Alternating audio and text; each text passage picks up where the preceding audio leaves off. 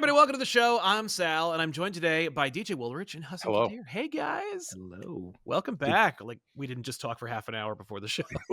Not at all, dude. There was nothing on that in that conversation that you guys would want to hear. You wouldn't have wanted to see any of that anyway, trust me. But, man, today we're going to talk about Superman. And moreover, we're going to talk about the fact that, like, Superman is obviously the entry point for the DC universe. We're going to talk about the future of the DC universe and just kind of like speculate and make some pitches and ideas and just endlessly talk about how much we enjoyed James Gunn's vision and maybe also be a little critical. We'll see. Because I noticed when DJ and I did our Superman show over on his channel / Patreon, we chatted a little bit about like the movie itself. Yeah. And DJ is like, I unabashedly love this movie. I love it in every way. Even any blemishes don't exist. I think this movie is amazing. Yes. And I'm like, right on. And I was like, yeah. And I do that thing that I do every time where I'm like, I love this thing. And then I proceed to talk about all the things that I did not love about Well, you were being a counterpoint to my energy, to like my. It's true. Because and just to kind of catch up your viewers on it. So I've seen it 4 times now, I think 4 or 5 times. Twice in theaters, I think twice at home. And just for my birthday, I got the 4K of it. I'm like, I got to watch it again. And just this week, because of streaming on Disney Plus, I watched Fantastic Four again, First Steps. And it's a movie I still enjoy, but there was a point watching it where I was like, I want to watch Superman again. This is great. Honestly, I want to watch Superman again. So I walked out of we finished watching Fantastic Four in theaters, and my girlfriend and I looked at each other and said, I could watch Superman right now. Was like my feeling in the seat in the theater. And it's not like it was a bad movie. I didn't not enjoy myself, but I just left a week prior Superman in theaters, and that left me like changed as a person, feeling hope again. Like, it was interesting. It was interesting. I've run into a lot of people and a lot of comments. I'm sure, Sal, you've gotten these comments too. People that like, no, Fantastic Four is way better, and I do understand it. You know what I mean? Yeah. And I think the comparison makes sense. You know, because there's a lot of people like, don't compare them. I mean, they're both throwbacks to like retro Silver Age. Yeah. Comic book stories. They're both in a sense, like one is a direct reboot of the franchise. One is like not even a reboot, but it takes place in an alternate universe, and these are characters that are going to be theoretically moving forward with that franchise forward. So I think the comparisons are fair. But I think Fantastic Four is, let me phrase it this way, a little more traditional in what we come to expect in the 2000s of superhero movies. There's not as many wild swings. Like I think we see Mr. Fantastic kick one Super 8. And that's as like wild as it gets as far as like we're going a little bit kooky. No, there's that great moment where he's like running and moving the spear at the end. It's doing all the stretches. And we get Mole Man. That's another kind of big offer as far as like kooky Silver Age stuff, right? Well, and just to dovetail off that really quick, that was the thing. And I remember, I think it was you and I talking about it afterwards, but it might have been my team as well, where Fantastic Four First Steps, one of the, just as a quick aside about that movie, I loved it. I saw it twice within a 12-hour period. I felt no like discomfort. I still had just as much fun. I loved all the same parts. But I remember when it happened the first time and then it would happen the second time. And now, having been months removed from it, I can say still that it has few MCU-isms. Mm-hmm. Like it's very divorced from like the templates and all the trappings, the things that like hinder other MCU projects. But if anyone is an MCU character, it's Mole Man. Yeah. I would also give a little bit of that to Johnny, because they do a little bit of the MCU thing where a character says something that's not a joke in the tone of a joke and kind of expects you to laugh at it. And it was in the trailers for Fantastic Four when Johnny's like, "You're going to be a great dad." Actually, I'm joking. You're going to be a bad dad. I'm like, that's not. You're treating that the cadence of it is as if it's a joke, but it's not one, right? But it's actually really hurtful, and it's just it's kind of a nothing. So Johnny gets a little bit of that, and that cast is great. So this is not me saying boo Fantastic Four. I like Fantastic Four a lot. I got more. You just like Superman more. Yeah, I got more out of Superman. And it's Fantastic Four was surprising, not because like you heard the score in the trailers and the casting largely was great. Other than for me, I really didn't like Joseph Quinn as Johnny Storm in the casting, and I saw him on film and I was like, that guy's great. Yeah. He kills this. He's like, I'm like, if we're gonna pick a Stranger Things former alum, I want Dacre Montgomery. Like I like that guy as being my Johnny Storm, and it's not who I'd pick, and I think he brings a levity to it that's like very interesting. They don't do any of the light misogyny, womanizer tropes. Like they like lightly touch on it a little bit. Yeah, but it's not to say overt. that's like a core part of him, but No, it's true. But it's fair. I understand both arguments. I'd be like, yeah, no, he is a misogynist, or yeah, no, he means well.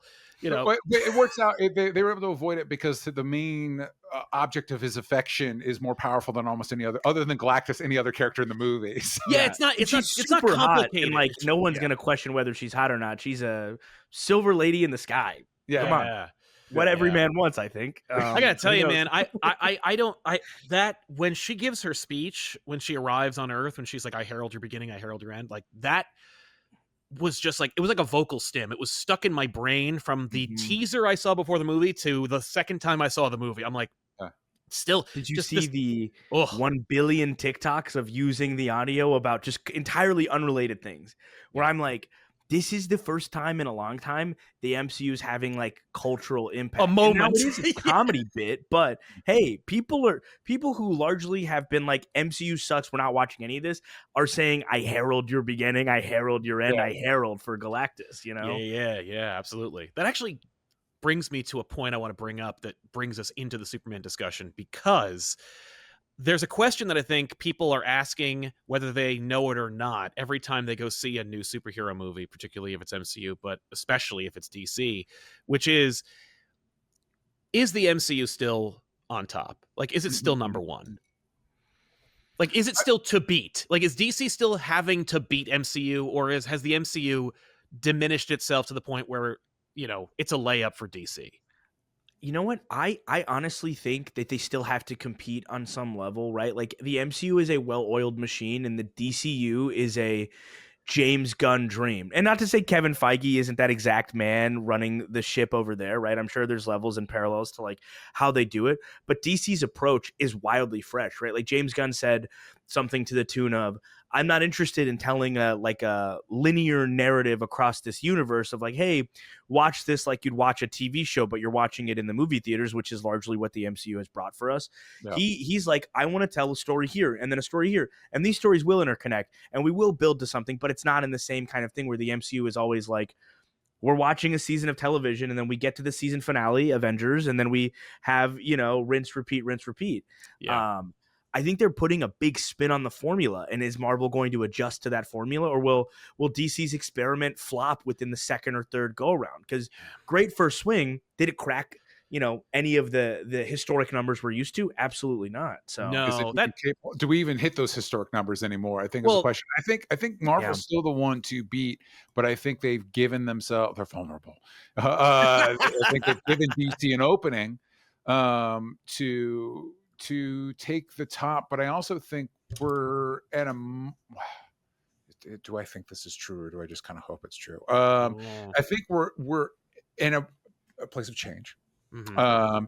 And I think we are going to see the end of superhero film dominance in our media, and I don't know what that looks like moving forward, but I do think there's I predict in the near future we're going to see a lot of flailing from Marvel, in that they're going to be trying to recapture Endgame level numbers that I don't know exist anymore. Whereas all DC has to compare itself to is the Snyder era, where it's like, listen, as long as we're doing better than we did. Yeah, like listen, the James Gunn Superman didn't make the money of like Man of Steel. I don't remember Man of Steel or Batman or whatever. But it didn't make the Aquaman money. The Aquaman bag. If only we could do as well as Aquaman. Yeah, but it's like we got that critical heat. We've got a cultural moment. People seem to like it, and so that's all they have to go against. Where I think like if Doomsday doesn't do Infinity War numbers, you're going to see them panic, man. And I think you're already seeing them panic. They're already talking about like, we're going to recast Steve Rogers and stuff like that. Those are the murmurs I'm hearing. Yeah, and so it's like, and it's not just Feige. I think Bob Iger and the people at the top are going to be pushing a lot of expectations. Yeah. on them to reach that stuff. I just don't know if that still is a thing that is you can expect anymore. And I think that's the reason, like, why haven't we seen Shang-Chi 2, or why haven't we seen any sequel to anything? And I think it's like, well, it didn't do as well as before. It's like, yeah, that's not a thing anymore. You got to change your expectations. Yeah, but that's also how we do everything. Like every single business is like, yeah, but we didn't make double what we did last year. Like the arrow's got to go up every time. If it goes down even a little bit, then that means we failed. And it's like, yes, that kind of expectation is unrealistic, it's unreasonable, and it's unsustainable. But well, we need like a massive crash to shake everybody out of that mentality in the first place. Like, I don't. Well, I got good news for you, Sal. Yeah, don't worry, it's coming. But do you guys really I feel like Doomsday, as it's been built up through the like the delays, are honestly like a part of that we're in an MCU shortage a little bit comparatively, right? They had a surplus in the market. We had way too many movies. No one was watching half of them. Yep. You were hearing about them constantly. You're largely going to hear about nothing. And all you've really seen press-wise are people like Fantastic Four, and the set photos of Spider-Man Brand New Day look phenomenal. Yes. And if that's all we're getting for a hot minute, and then boom, Avengers Doomsday hits the screen, I think you have a cultural moment on your hands, right? Like, we're as a society, Superman kind of brought hope back in for a lot of people. Seth MacFarlane said something, and I think it's somebody quote tweeted it and made a Family Guy joke, but he was like, we have enough cautionary tales. What happened to the movies and the things that were like things to hope for and the things to strive to be like? And then somebody quote tweeted and said, yeah, you're right, Seth. It seems today that all we see is violence in movies and sex on TV. And I was like, that's pretty fucking good. Yeah. But I think that there is a chance that the MCU, Marvel, can capitalize on it. I mean, they brought the Russos back. And I don't know how you guys feel about it, but Sal, we largely talked about that for years leading up to it, where I was very frustrated. Like, I like Shang-Chi's director, Daniel Cretton, something like that. Right? Yeah. I loved his work. I didn't want him to direct a big ensemble thing. I kind of wanted the Russos back, especially for Secret Wars, which was largely the thing that they have said since they started being directors of, like, that's our dream movie. I was like, I want the guys who have balanced this many actors before, this many characters. In my opinion, wildly successfully. I'm sure to some people, like, varying degrees of like, well, this character lost its spotlight and whatever. But I'm like, I think that that's a good course correction. Now, I have feelings on Robert Downey Jr. as Doom, of course. Yeah. Well, and there's been a lot of conjecture about like that being kind of the signal that they're already in panic mode. That's a panic Doom mode. casting That's was 100% a panic mode. And if that's the case, it's like, well, then you're already kind of effed, because you're making panic decisions before you even know to panic about the movie you're spending $1 trillion on. Like, that I don't even think the script is finished. I think we already finished principal photography, but the script's not done. Yeah, I feel like Doomsday and Secret Wars are going to do well. But again, where the benchmark is not doing what, like, going back to the Superman conversation. When I'm going in to see James Gunn's Superman, the immediate benchmark in my brain is BVS, Man of Steel, Superman Returns. Right. That's an easy bar to clear. Yeah. That's a whole easy bar to clear. If we're going into Doomsday, it's Infinity War and Endgame. Yeah. Which is the high watermark of this era of the genre. Yeah, well, not only that, not to interrupt, but like, it's also, you're competing with with your favorite MCU movies, which also includes Spider-Man movies. Like, it's not enough to say like, oh, I like it better than Infinity War or Endgame. It's like, oh, do you still like it better than Iron Man 1? Well, and here's the thing, as we kind of been talking about, I actually do think the safest bet right now is Spider-Man Brand New Day. I think big that movie's whatever happens to that movie, I think that movie's fine. I think that movie I think it's fine. I think it's the only MCU movie that'll make $1 billion. Yeah, which Spider-Man will always make $1 billion. Come on. It didn't always. I think Homecoming didn't hit $1 billion, but Far From Home and No Way Home didn't break $1 billion? Yeah, I said that on a show, on DJ's show actually recently. I was like, all the MCU Spider-Man movies made $1 billion. That's not true. Homecoming, I think, made $800 million, which still clears Superman, unfortunately, which is another thing I want to get into. As far as movies, as long as movies are making $1 billion, Spider-Man is probably a safe bet on that. Yes. Right. Yeah, because I wonder, it's like, can Marvel take the lesson that is enough with the ballooned budgets, enough with this, I mean, enormous amount of money spent on films without actually filming things? Like, it's all filmed in the volume, and the volume costs a lot to make. And it's like, I honestly think it would be cheaper to film on sets, Yeah. like physical build sets with individuals on them. Yes, Well, I think agree. it's something that Sal and I talked about because we were talking about Brand New Day a little bit, and I'm very excited for that movie. Yeah, big time. And Yeah. I think it's, as you were mentioning, it's that heat off of Superman of like, oh, maybe I can get the things that I want. Maybe things are possible.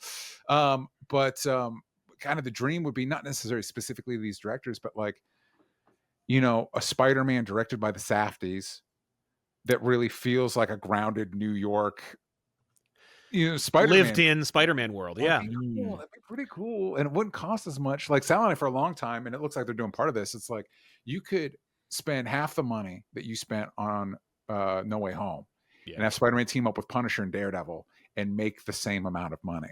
Right. And isn't that kind of like the whole metric for movies in the first place is we spend a little bit of money to make at least double of what we spent. Like it's just Vegas. Yeah. This is a pretty good way to thumb the scale, is just by going, well, if we just don't spend $200+ million on Spider-Man, we can still make $1 billion. Like, so I don't understand. Outside of Spider-Man, is there an individual IP that Marvel has that, like, independent of a big name director or like a lot of hype around it, could generate that amount of money? Like, just we throw some characters in to an individual solo film that has like one other MCU character alongside him. Is there anybody that's like on the main cast anymore that can float like that? There is. I think there is.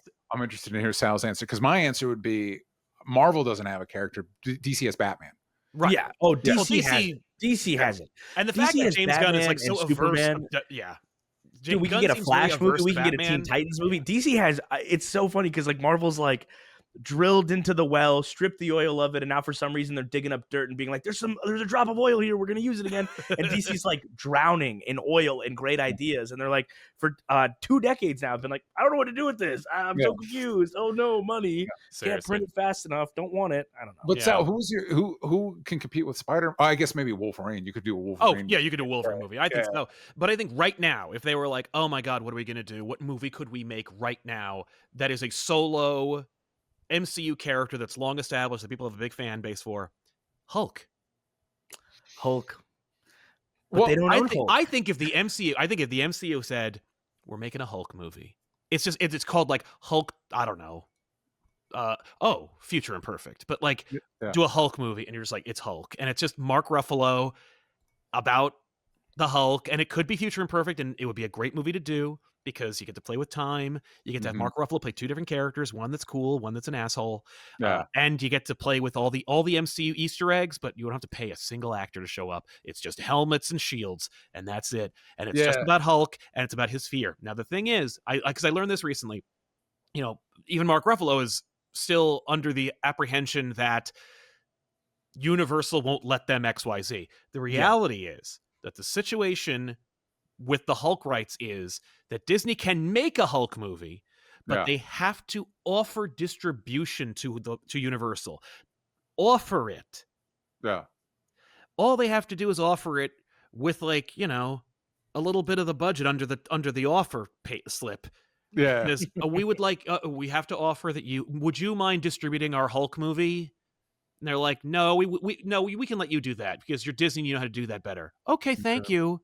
End of story. Now, the other question is, what if Universal buys Warner Brothers? Does that get the Hulk out of there? Oh my God. It has to, right? Don't even start with that stuff. Oh, man. yeah. I don't want to get into that. That's a whole other topic. We can't get into it because monopolies are just a thing that happened now. Yeah, it's fun. It's fun. Paramount, Disney's going to acquire, Warner Brothers at some Discovery. point anyways, and then, Superman and Spider-Man will hang out. Dude, I do think we're going to be there. If you gun to my head 5 years ago, I've been like, what are you, crazy? Today's world, I'm like, yeah, there's a reality where that exists. But I'm just saying, like, Disney could make a Hulk movie tomorrow, and they could still own it. They could still make their money, and it would still be fine. And the audience would be like, holy shit, I'm going. Yeah, it's interesting too. The Mark Ruffalo's in this new HBO show called Task that just wrapped up, and it's incredible. It's a really great show. And watching it, it's like, yeah, man, we missed out because Mark Ruffalo really is, because he plays kind of a sad guy, haunted guy in Task, and it's like he really is the perfect guy to play Bruce Banner, and not giving him runway to really do a full Hulk movie. Yeah. And especially since and we've talked about this, his arc is the most muddled since he's always a bridesmaid and never a bride. It's Mhm. always like Hulk in Thor Ragnarok. Hulk can't become Banner. Actually, now in Infinity War, all he can be is Banner. And actually, now in Endgame, he's fused. It was Banner and Hulk. That's great. But now in She-Hulk, he's back to just being Banner. And it's like, Mhm. okay, what's going on? What's going Yeah. on with Bruce? Yeah, and they're like, we don't know. And we Yeah. don't care either.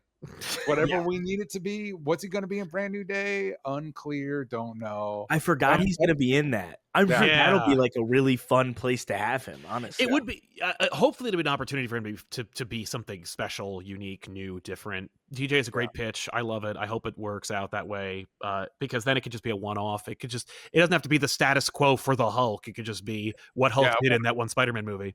Yeah, now, you know what they're trying to do, right? Joe Fix-It Hulk, yeah. They want to give him the iconic comic book line of like Hulk remembers Peter or whatever. And the issue with that is that Hulk didn't even know Peter. him. Yeah. Hulk and Peter, despite probably like that's something that I talk about with my friends all the time. The most frustrating aspect of the MCU is that or like the Avengers, I never see them be the Avengers except for the, I guess, Age of Ultron, kind of, but they're fighting for a lot of it. Largely, it's like, oh, it's happening in the middle somewhere. I never get to see them hang out. I never get to see them talk. And, you know, TV now, we get these really tight 13 episode seasons where it's plot. And I love that. And I think the budgets are, you know, some of them, I would love a season of television, maybe once more than every 5 years. But I appreciate the quality of it. At the same time, I miss 26 episodes and people shooting the shit a little bit, you know, a couple fillers, a musical episode, you know, and like the MCU lacks that moment. Because my favorite part of No Way Home, I recently watched it, is definitely the Spider-Man hanging out and talking. And I there's so many other incredible parts of the movie, but that works so well because they're familiar with each other enough. There's such good dialogue, and you have some of the best actors ever. And instead of letting them talk, you put them in a CGI costume and have them throw fake things at each other. And I'm like, give me some dialogue. And that's what James Gunn's Superman does incredibly well, right? You have that Lois Clark scene right at the top, and I know it's been talked to death as being phenomenal, but it just is. It's fucking great filmmaking. It's a phenomenal moment for Clark Kent to be so unabashedly Clark Kent, and Lois to just like, it's like she came right off the page. I just haven't seen something like that in so long, you know? No, I think we underestimate, especially in blockbuster filmmaking, how much audiences connect to. And it's weird because it's kind of the whole Marvel Cinematic Universe formula of you have a character going this way and a character going this way and they interact. But if you think about one of the most famous scenes in Heat, Michael Mann's Heat, is when the two, your main thief and your main cop, it's iconic. He pulls the thief over and he's like, let's go get coffee. And they talk. And of course that same energy is a very different scene, but the most iconic scene in The Dark Knight is in the interrogation scene with Batman and Joker, because we're following this movie and we've seen these two characters and we're just waiting for them. What is it going to be like when they interact? Going back to Task, one of the Mark Ruffalo plays this FBI agent that's chasing this crook, and slight spoilers for Task, but they end up sharing a good chunk of an episode together, and this whole time you've been waiting for that interaction. And like you were talking about with No Way Home, it's just cool to see those three different versions of Spider-Man bounce off of each other. It's such a simple thing. And we've kind of lost the plot. But like studios have kind of forgotten that it's like, we kind of just like people interacting. Like that's at its core. Like, that I think was, I want to say 2/3 of the audience who were clamoring to see Avengers 1. Yes. Were just, I can't wait to see Iron Man interact with Thor. I can't wait to see Captain America meet Iron Man. I can't wait to see these interactions. And it's just the interactions. And Whedon understood that. I don't want to give the man his flowers, but like I appreciate that, like, he, son of a bitch, knows character and he knows what the audience wants, whether they know it or not. Like, everybody talks about the scene that they almost cut from Age of Ultron. It's the best part of Age of Ultron, which is just the post-party scene where the inner circle's hanging out, lifting the hammer.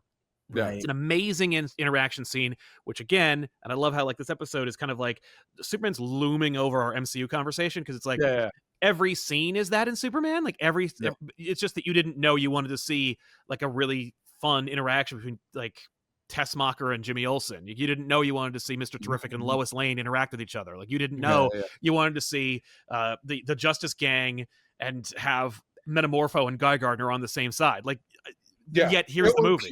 It pierces the James Gunn.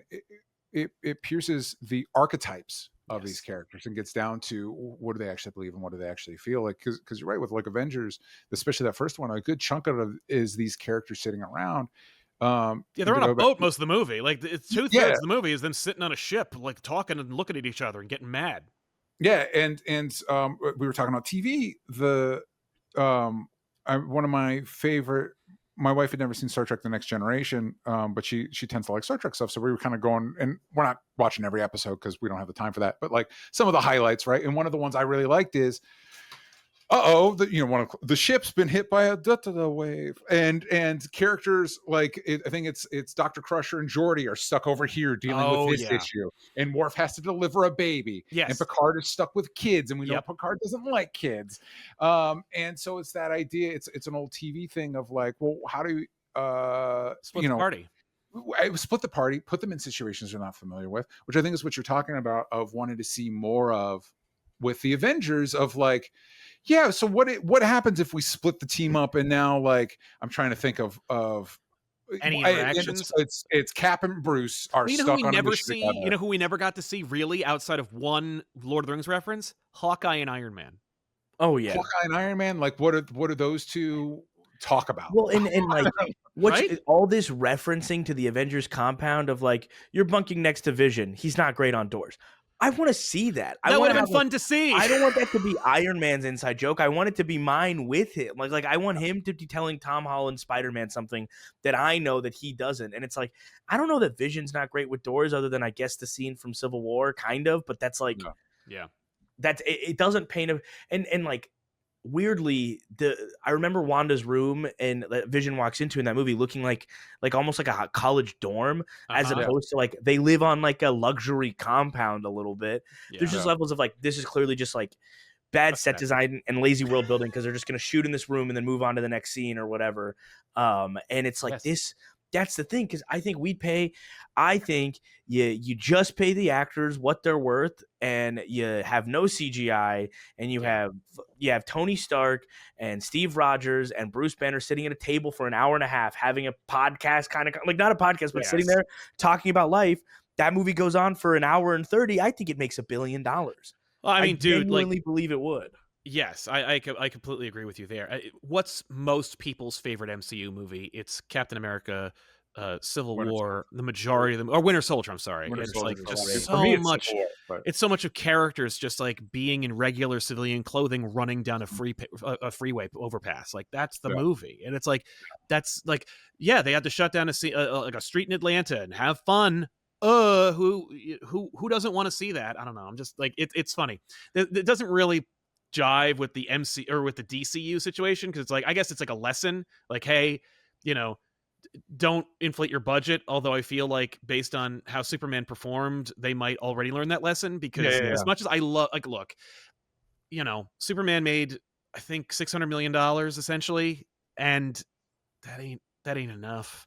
Like it's a nice number. But, especially when you think like, oh, Iron Man, that was the beginning of the MCU. That made $585 million, something like that. Like, that's not so bad until you remember that Superman cost almost $100 million more. Yeah, Superman was not cheap. Was not a cheap movie to make. And we'll see with Man of Tomorrow. But I think, and they're already doing stuff like Clayface as a cheapie comparatively. Well, merchandising also is a big part of that, right? Like that equation. Because I'm like, I don't know how many Supermans you guys saw this Halloween, but I saw about 1 billion more than I've ever seen in my whole life. And they're all wearing the David Cornswood Superman. So it's not even like people are like, oh, I love Superman, I'm going to wear just a Superman. They're like, I like this movie. This movie is something that I love. So, they go to the rack, they get the one that like is licensed from Warner Brothers. So there is money to be made. It's not just about box office, but like I think for a lot of them it kind of is. My concern is No. What's your concern? Well, my concern is that James Gunn is so niche despite being in charge, and he has a good head on his shoulders. He has a good eye for story and talent. He understands the job he's in, but I don't think he can help himself, and he has to do these kind of like odd, off-kilter kind of interpretations. I think it's why he said on record, like he's like, his interpretation of Batman is weird / wrong, and he's like, he doesn't seem to like the character. At least he doesn't connect with Batman on the same level that like everyone on the planet does. And it's kind of a problem because Batman is your Spider-Man of the MCU, but you don't have to fucking pay Sony anything. Like it's just an opportunity to make $1 billion, or the reality is no Batman movies has made $1 billion, $700 million. So you can make $700 million every time you make a Batman movie, and it really doesn't matter what Batman does in it.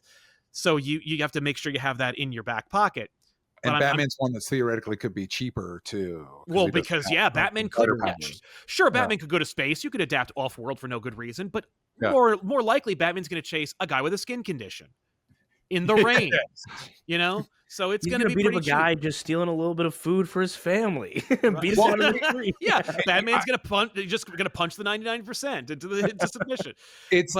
We've talked about this too. The Supergirl, Lanterns, and Clayface are going to be the real test for the franchise, because he needs to be, as much as I like.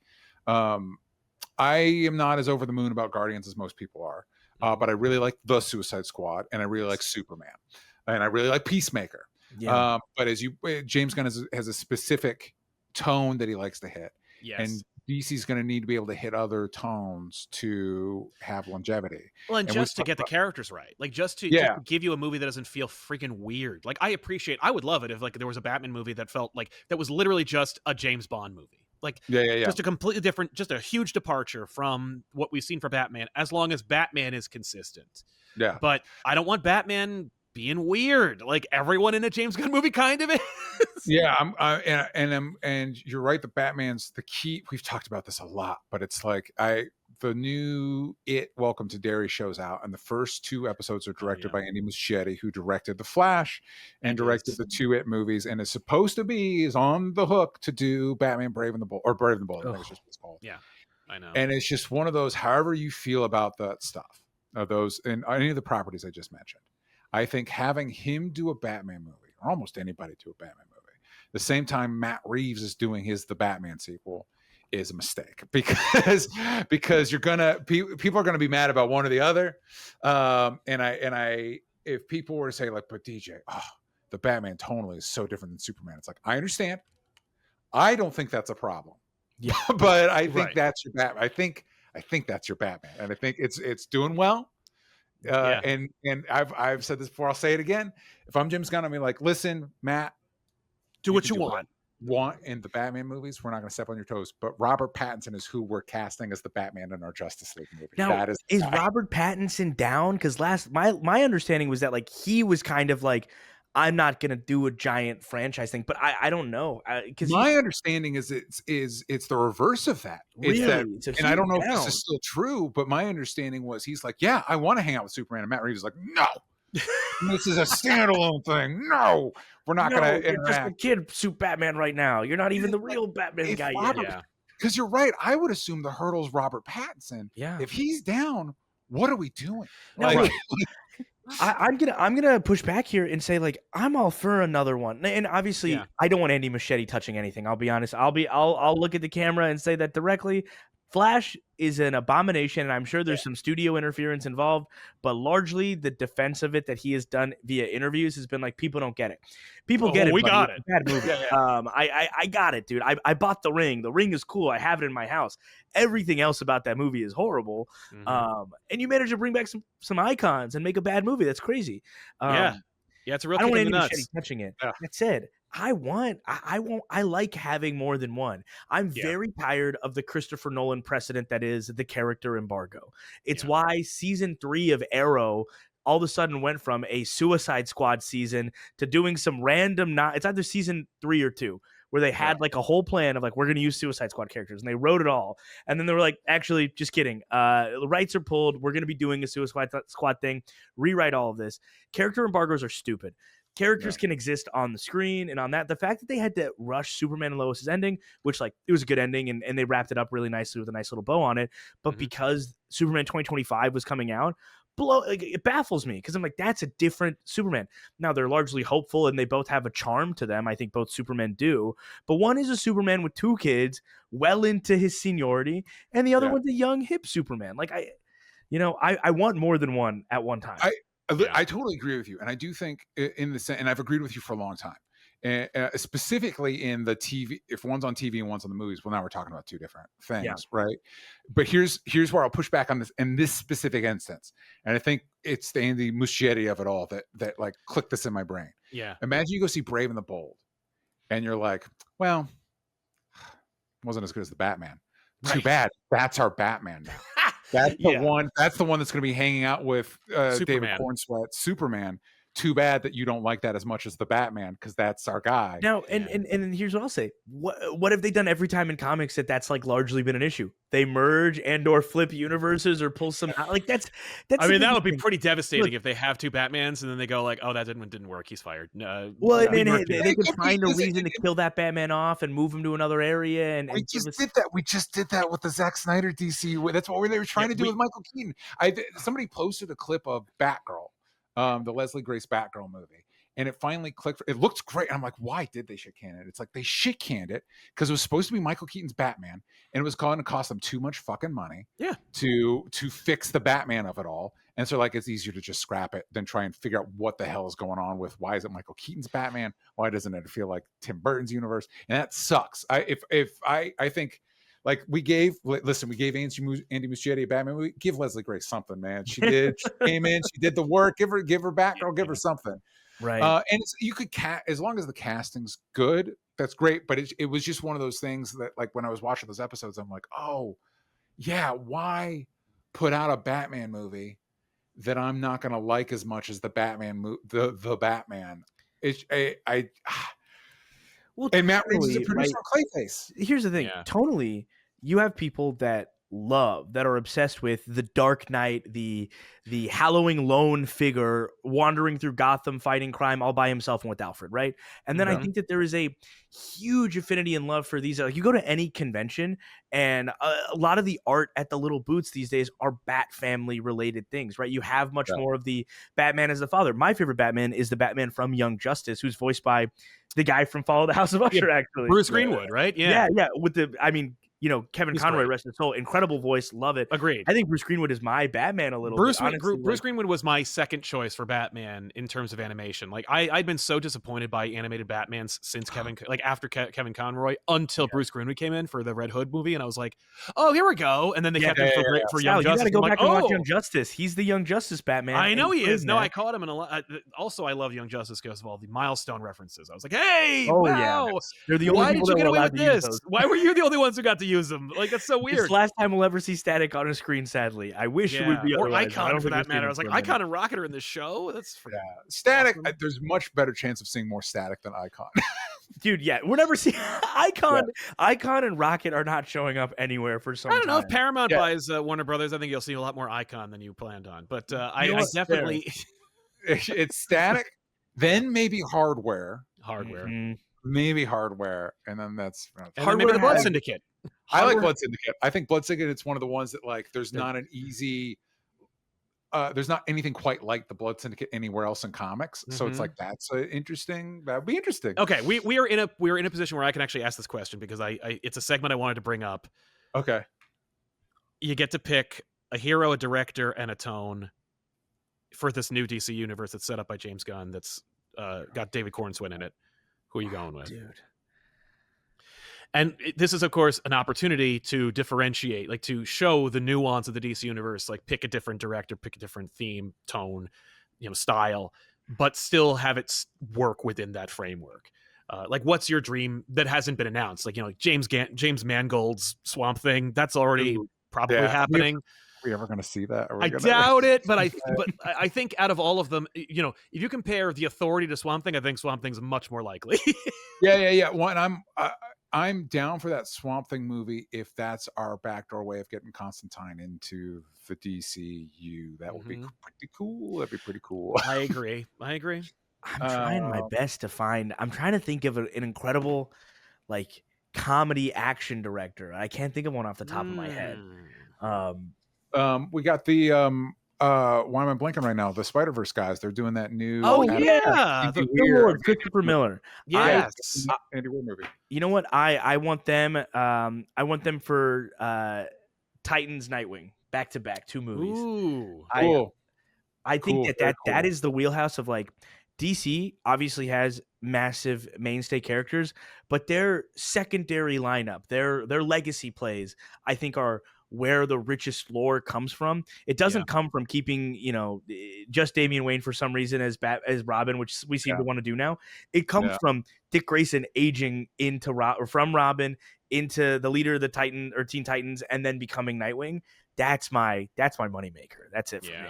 Well, I'm with you too. That and you kind of hinted at this when you were talking about Batman. Is if hang up I'm going to have is if having Matt Reeves be our main Batman guy. If that means we get another full franchise without Robin at all, and it's like, and it's one of those things I don't understand. I don't know why we're so afraid of Robin. What is their beef with this character? I don't know. I think it's because they can't get out of their mind the Burt Ward. Yeah, it's the Husson. I know, as a young guy, you can't imagine that like people are still upset about a show that was on in the 60s. But these folks are still reacting to it. It's such a, and for some reason we're stuck in our brain. Robin has to be 13. It's like, no, like traditionally Jaime Reyes is a high schooler, but in the movie he's college age. Yeah, but he still comes across as a kid. If your Batman's in his 30s and your Robin's 18, that's still a pretty big age gap. And then you just pull from Batman Beyond, and it's not his ward or his adopted son or whatever. He gives him a job. You're my driver. That's your job.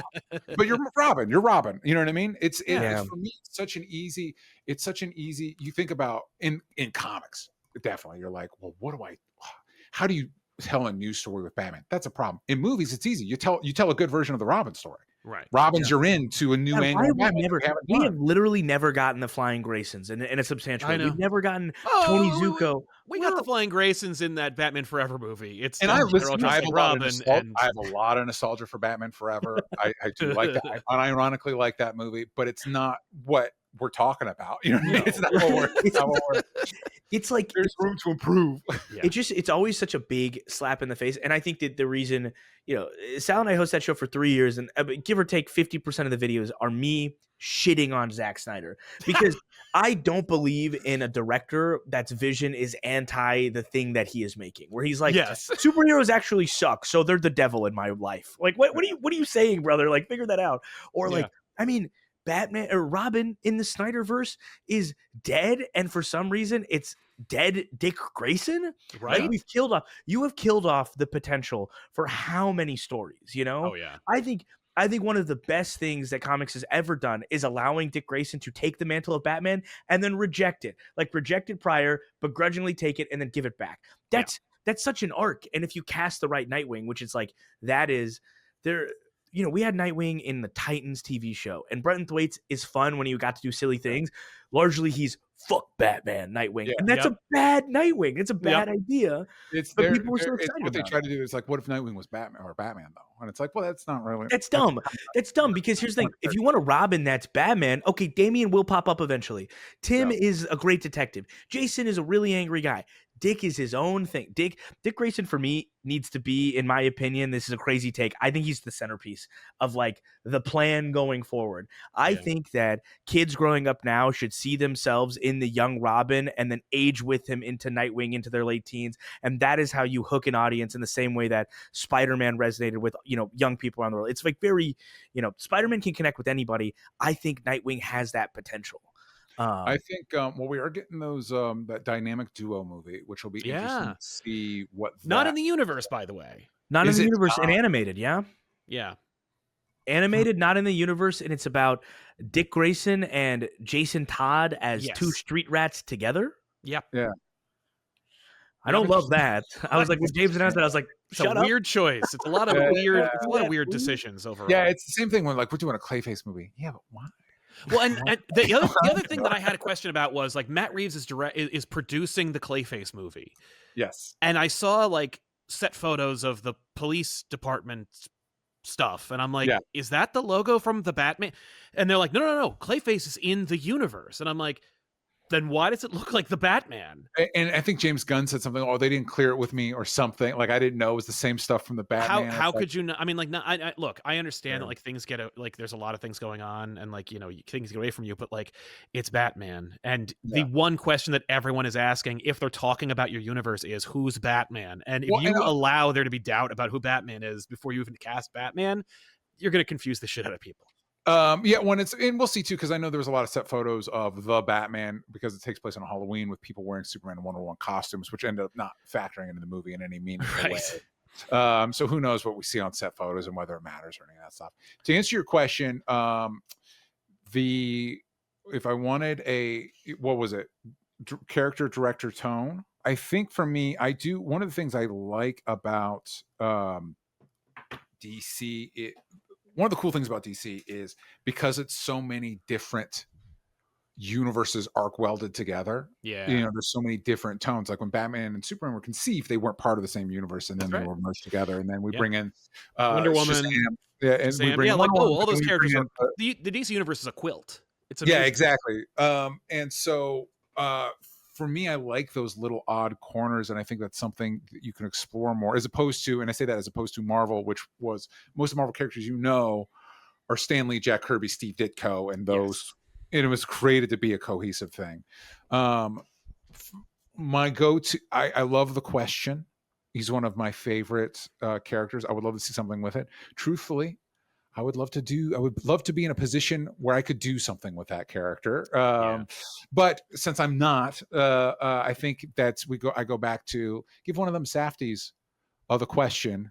And because I think they're working separately now, and see what they come up with. I know for a long time, Gareth Evans, who did The Raid, was rumored to be attached to like a Deathstroke movie, and I don't know that I need a Deathstroke movie, but if Gareth, the guy that did The Raid, was doing a Deathstroke movie, I'd watch the shit out of that movie.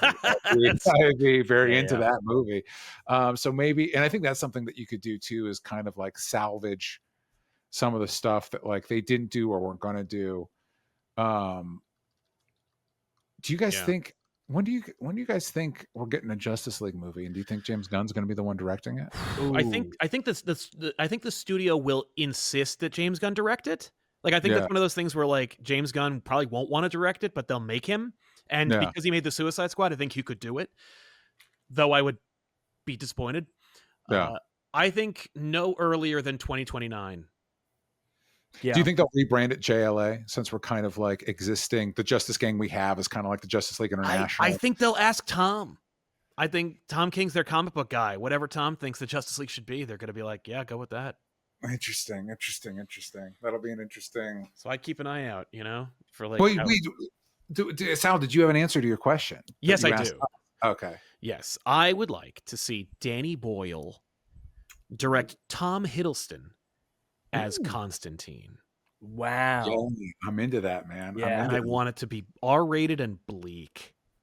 Yeah. Dude. And just like unquestionably magic, but bleak. Like get Spy Spurrier in there to help British. Yeah, be the most British it could possibly be. Because I was trying to think of like who Constantine or Constantine would be, and like call it Hellblazer. Yes. You know? But I feel like, there were a lot of actors that I was like, oh man, like I was actually on the fence. I was like, oh man, who would be great as Constantine? Robert Pattinson. But I actually looked it up, and like DC considers Constantine to be 40. And I was like, oh my God, he's one of the only members of like any team on the DC universe that's allowed to crack 30. Yeah. Then get Tom Hiddleston, because I don't know if you guys ever saw the screen test where he auditioned for Thor, but he had blonde hair. And it looked really good. And I think I think Hiddleston would be like, I will do that. I'll wear like a homeless person's trench coat and just chain smoke for like 90 minutes. Yeah, I love I really like Danny Boyle as a director, so I'd be way into that. My dark horse pick for Constantine for a long time has been Charlie Hunnam. Charlie Hunnam, interesting. Yeah, because I know a lot of people know him from Sons of Anarchy. But if you've seen he's been in a couple Guy Ritchie joints. He was in a fantastic movie called Lost City of Z, or Lost City of Zed, if you want to do the British pronunciation. And when he gets an opportunity to flex his acting muscles, not his actual muscles, he's really good. And it was one of those like, oh, I could see this. This is the type of guy that could convince me to make some mistakes that end up costing me my soul. I see that happen. Yeah. Wow, that's an interesting take. In my head, I'm like, Matt Ryan's just gonna he's gonna come back again, right? Like, I know. I'm sorry. That's like, he has like Robert Downey Jr. levels of synonymous with character for him. He's just not that big of an actor, but he had his own show. He had Arrow, he had Legends of Tomorrow, and then he had multiple animated universes of him being the voice. That was one of my bummers with. So when DC tried to do their own streaming app, oh my God, they had a Swamp Thing show that looked really cool, and the first 2 episodes were really cool, and then things dropped off very quickly after that. But one of the big bummers, did it last? Sal, you're nodding. Did it last one? It was only 1 season, right? I don't recall. I think it was 2 seasons. I mean, I don't think it made it to a second season, but one of the bummers was like, 1 season. Bring back Matt Ryan. You're doing a TV Swamp Thing. Bring Matt Ryan in there, man. Put Blue Devil in there. Yeah, oh my God. Hey. Yeah, they did have they had Blue Devil, and then they had Woodrow. We love doing Blue Devil is such a fun character, because people who don't know who Blue Devil is, like, what the hell is that? Like, I was watching Young Justice recently, rewatching, and my girlfriend's like, what the fuck is that guy? Because and he's like, I'm Blue Devil, or whatever. He says something to some character, but Young Justice does like a lot of world building in the background. Like, you did slowly see him approach and become a member of the League and all that, but it's like, it's a crazy pull. Yeah. That was the thing with Swamp Thing. It's like, what aren't you using? Madame Xanadu? All right, we'll put her in there. Yeah, they did use it. Yeah. So here's my question to you guys. In this new DCU, we have some established things. I do feel like things are going to shift and change, and I think James Gunn is one of those like people who isn't afraid of doing that. Like, you could tell when they scrapped Kang Dynasty, they were kind of embarrassed.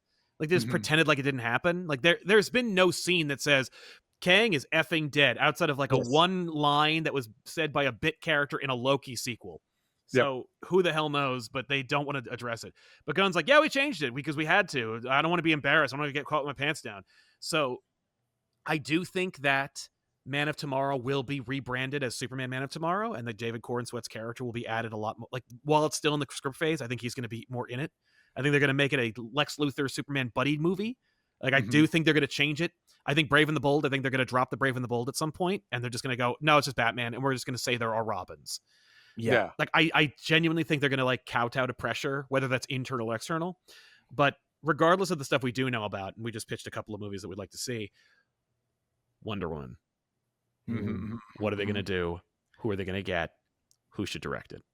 Like, that's one where I'm like, let's all work together on this one. May I make a suggestion on a actor they had who was wonderful and should be Wonder Woman? Are you going to give me Mary Marvel from Shazam? Grace Caroline Curry. I think Wonder Woman's tricky. I think they should kind of do what you do with what they did with, not that David Cornswell hadn't been in things. Yeah. But like what they do with Superman, and kind of what they did with Wonder Woman, where it's functionally an unknown. Like, it's not like you Luke Skywalker it. Yeah, because what was who's the one they've been talking about? She was in Andor, Adria Arjona, who's great. She's fantastic, but I don't know that I imagine her as Wonder Woman. You know, the one that they've talked about a little bit. Let me see if I can pull this up because I don't have it from memory. Love Lies Bleeding was an indie movie with Kristen Stewart in it, and it co-stars Katie O'Brien, who she plays in that movie. She plays a female bodybuilder. And it's like, I could see this chick as this Wonder Woman. Like, I could see that's this. That's definitely where I'm at, man. Where I want to see like a entirely jacked Wonder Woman. Yeah. Like, I remember being a kid a late teen when Gal Gadot was cast, and like, I have a myriad of issues with that human being and their ability to act. But the physical look of Wonder Woman is not there, and it's like, oh, you're shaming, more Wonder Women. It's like, no. I don't think it's fair. Like, this is a woman who trains her whole life on an island of just women. You're gonna say she's not absolutely ripped with traps? Like, I want a Wonder Woman that's a little taller than Batman and Superman. Is that crazy? Like, I want just think about that silhouette. Yeah. And I think, like, are they bold enough to do that? I don't know. Maybe James Gunn's the guy to greenlight that kind of choice, but it's so funny because they did that with there's an image of Absolute Batman with Absolute Wonder Woman where she's taller than him, which is only funny because of how stupid tall Absolute Batman is. He's like 6'9", he's like 6'9" or some shit. Like, yeah, that's right. How big is Wonder Woman? And then like Superman's actually he's 7'5" and 400 pounds. And then I think that'd be really cool. I think this is a director, if you want to talk about direction, a director that I think deserves another crack, because I think Sal and I are both on record for being fans of this movie, get Chloe Zhao back in there. Yeah, she's so I think good. she did good work with Chloe Eternals. Zhao doing a Wonder Woman movie would be friggin' amazing. Yeah, I'm down for that. God, be a can movie Marvel that's signed up just for. grow a goddamn pair and say and bring some Eternals back? Like, it's fine. You don't have to do another movie, but like Kumail Nanjiani got ripped for your thing. You're gonna throw him out forever, right? Excuse me, he showed up in an episode of What If. Yeah. and they did a whole episode about him. You know what? Yeah, That's always impactful when those What If episodes were all filmed in 2020, and we know this because what did Elizabeth Olsen say in an interview? She goes, She's like, I don't I remember have no doing idea that what at you're all. even talking about. Yeah, I don't care yeah. about these movies. Every time she's asked a question, she's like, I actually hate that job, and I don't respect the people who work there. Right. Whoa. Oh, cool. Lizzie, Well, you know, Lizzie, I still guess love you're you. mad they dropped the mountain on you. I'm sorry. Yeah. You were gung ho until you got killed in a Doctor Strange sequel. Chloe Zhao would also be my go-to if James doesn't want to do JLA, because she did such a good job With in the terms of ensemble. balancing all those powers and abilities, and like the super strength, the speed, all that stuff really looked really cool. But I do think she'd really kill it in a Wonder Woman movie. Wonder Woman's a tricky one.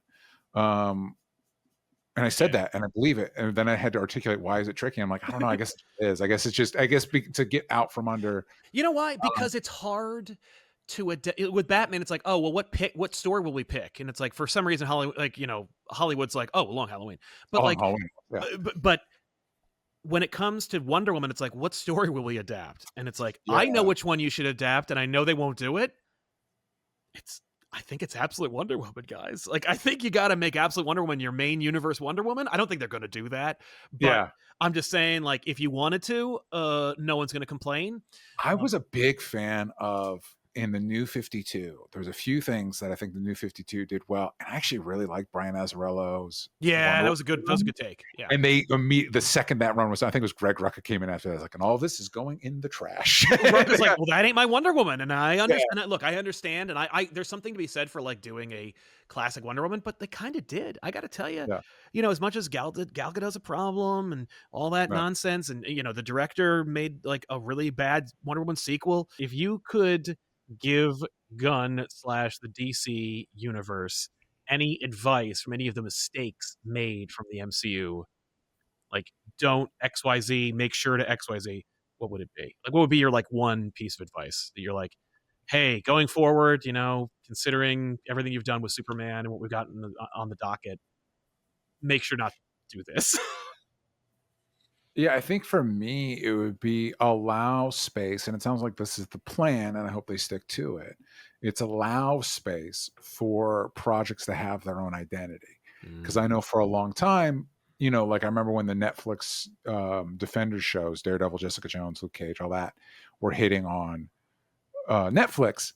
The conversation around it was like, well, you know, this is in the same universe. And like, you'd see articles like, well, this can't possibly be the same universe, because the tones are so different. Like, that's the point, though. Like, that's the point. Like all of us are having different experiences in our lives. Like, there's people that are teachers that are probably having quirky lives like Abbott Elementary, but there are people that are performing or believe they're performing exorcisms, and the way they experience the world is very different. And you've got billionaires and they experience the world very different. Like, we're all living in our own little universes. So you should there should be space for your Swamp Thing movie should feel markedly different than your Superman movie, and you should have space for that. And then I guess a little addendum to that is a component of that is that, you know, Gunn is the captain of the ship, but be very open to other voices. Because of Sal and I've talked about, like,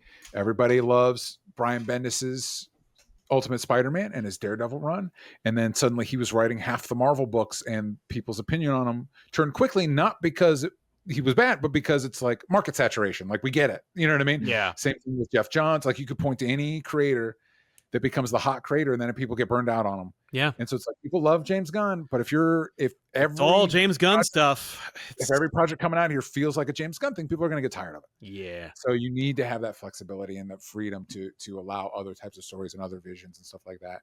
And then part of the fun is then seeing how that stuff comes together in a JLA or a Crisis movie or whatever. Yeah.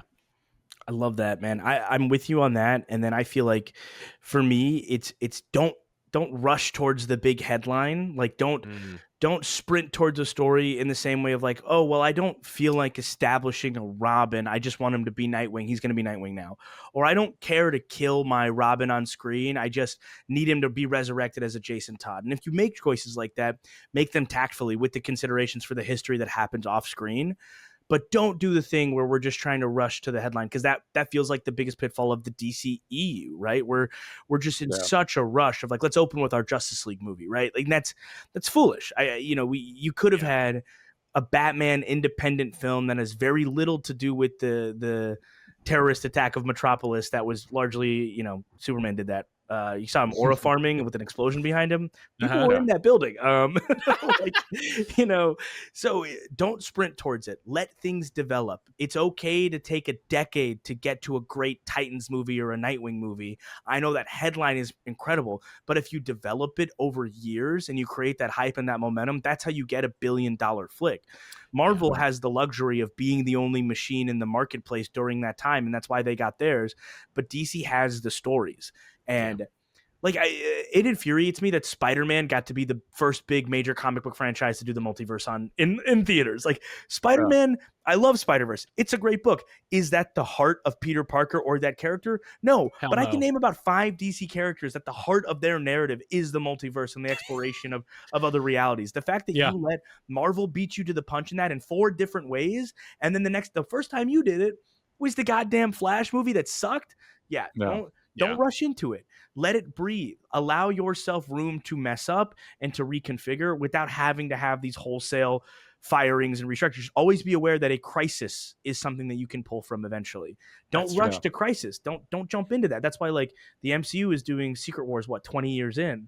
Yeah. Good. Yeah. You can't do Secret Wars 5 years in, and that feels like what the DC EU wanted to do. Yeah. So just take it nice and slow, breeze through it. You have an unbelievable archive of storytelling and storytellers available at your disposal. Don't fumble the bag, guys. I can't. I'll kill myself. I'll be honest. Don't ruin this for me. I'm so happy with Superman. Yeah. I think if by way of the MCU, some of the mistakes that they've made when you look at what they've done and what they've accomplished, not diminishing anything that the MCU has accomplished, and I'm a fan. And this new universe in its infancy, and how it of course is older than the Marvel universe, but whatever. It's certainly for me, I think it's about making sure to not be afraid to pivot, if something isn't working, but also understanding that these things take time. I think it features into what you guys were talking about, where it's these things take time. Believe in your characters, believe in your universe, trust the process. Don't be so reactive. And I think James Gunn is one of those people who probably is a lot more sympathetic and understanding about not being knee-jerk reactive to what the public sentiment might have in store for you. So I think we don't have to worry about that, but it's one of those things where I'm don't just go it didn't do very well. I can imagine them going Superman didn't make $800 million, so Superman's out. Who's going to be the next Superman? No, stick with Superman. He worked. The universe worked. The understand that it's also the climate. It's not just about but Aquaman made $1 billion and Superman didn't. That means people hate Superman. They love Aquaman. We got to go all in on Aquaman. That's not the lesson. We got to build our whole universe around Aquaman. Who's our new Aquaman? Exactly. Bringing Alan Richardson back to be Aquaman. Yeah, great. He's got some Lobo-sized shoes to fill right now. I can't wait, man. We're going to see him in the Supergirl movie. It's going to be ridiculous. 2026 is going to be it, man. That's where we're going to see, does this thing have the legs we want it to? Yeah. And I hope we find out that it does. I hope we find out that it does. Yeah, I'm particularly excited for Lanterns. Of the things, Lanterns is the one I was I need you guys to do a good job on this one. I mean, very weird. I was one of the first ones to not be happy, not publicly or anything, or even very strongly, but I was I don't really need to see Guy Gardner right now, nor do I want Nathan Fillion to play him. And Superman proved me so unbelievably wrong that seeing him, I was I can't wait to see Lanterns. I'm very excited for that to pop on screen. Yeah. For me, loved Rebel Ridge. and the guy from Rebel Ridge are going to be with John Stewart. I'm like, yeah, that's perfect. Yeah. Because I was worried when they're like, yeah, our Lantern's is going to be like True Detective. I'm like, why? What a weird idea. What? Why? And it's like, then they cast him. I'm like, okay, we'll see. We'll see. We got a Sinestro in there. That's got me a little hopeful that like we're not going to do, we're going to do some of the stuff. I'd like to see a Kilowog if you guys could fit a Kilowog. Oh, that'd be amazing. Give me a Kilowog. Let's go crazy. Give me a Razor at some point. Like, let me have. Let's go whatever. But yeah, I'm hopeful that Damon Lindelof's on that one, and obviously he has a lot of experience. So one presumes that James Gunn isn't able to just steamroll somebody like that. I don't think he will. I think that's why you get a Damon Lindelof. Is just to, like, trust him, like do the thing. And Flanagan writing Clayface. So hopefully, we see that these projects have their own identity, have their own this, and that allows room to breathe. Where you might be like, no, Superman's a little more silly for me, but that Lanterns or that Clayface, or that, yeah, like, right. Do I love the DC? And that actually, it's already going off the rails. I'm sorry. This speaks to, I think, like the current status of fandoms. And it allows to cater to it. Like, whereas before it used to be, I'm a Marvel fan or I'm a DC fan. Yeah. And then it's like, or I'm a Star Wars fan. It's like, no, everything's narrowed into these different like bubbles and corners. DC having tones and identity that are different throughout their varying projects means that people have cordoned themselves off. I only like to watch movies that are dark and serious. Well, great. DC has those. You can go watch those. Like, it's all part of the same universe and you can enjoy it. You can still enjoy the universe while also really only preferring the stuff that is in your sensibilities. But hopefully if you see your character show up in another movie, maybe you'll widen your horizons a little bit. It'd be nice to see. Yeah. And I think something, DC's not there yet.